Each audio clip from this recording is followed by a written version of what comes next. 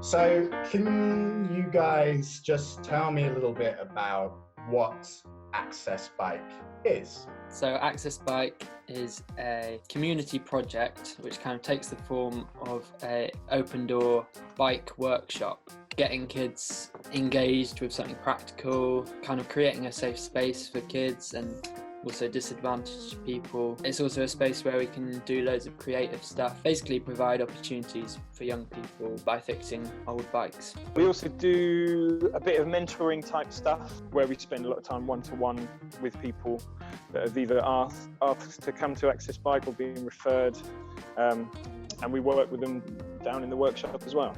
Our doors are always wide open. It's a space where people can come down and be themselves. They can work on their own bikes, they can work on somebody else's bike, or they don't have to do anything to do with bikes. They can just come down, have a chat, eat some food and hang out. The coronavirus crisis is kind of characterized by us having to vacate common spaces.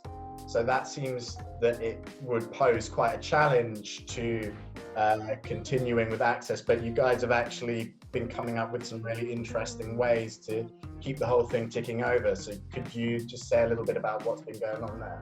Yeah, so it is quite hard to kind of keep up that community spirit when you're not all in the same space together. I'm not sure if there's any real substitute for us all being in the workshop, but we've been trying to look at kind of online ways around this, and one thing we've come up with is the Access Bike Skills Hub, which is a Facebook group that, like our workshop in real life, it's free for anyone to use. Anyone can join in and just kind of share anything they've been up to. Some people have been using it to ask for tips on fixing their bikes at home. It's trying to be a digital online version of our workshop. A lot of ideas that we've kind of had at Access Bike haven't really come from me and Harry or any of the other previous workshop leaders. They've come from the group of people that are in the workshop at the time. Basically, we just want to hear from people, and we just want to hear any good ideas about how we can help people on bikes or off bikes. Emlyn, I've seen you've been putting up some bits and bobs of you going around and cycling and skating. Can you talk a little bit about that, what your kind of idea was there?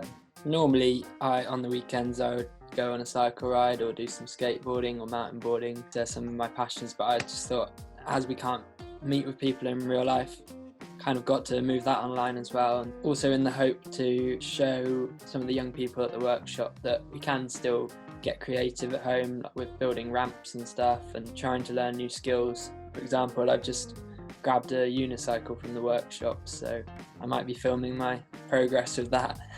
I don't know if you guys saw, but quite a few charities have been sort of saying, hey, we are in quite a bit of trouble. Is there anything going on that side for Access? All I know really is that when we knew that we'd have to be closing, a lot of the charities that fund us, they were kind of quite certain that we'd be able to still get the funding. And I think those funders are probably now also starting to struggle from what I've heard. It could start getting a little bit tricky if this goes on for quite a bit longer, which it might. I think we need to try and be a little bit more self-sufficient as the days go on, continue to sell bikes, and continue to try and receive donations of bikes. We do rely still on bike donations, so people have old bikes in their sheds that they're not using. That's how we're able to do this. If you are in a position to make a donation, we would be so grateful.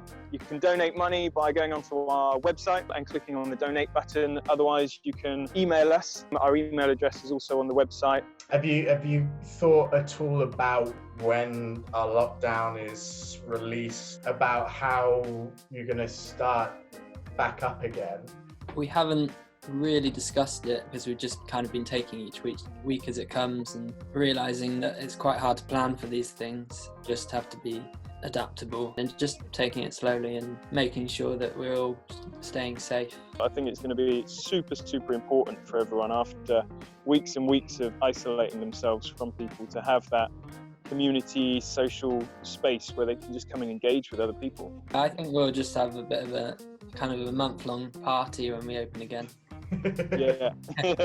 Don't need those bikes, let's just eat biscuits all day. Yeah, drink loads of tea. Yeah.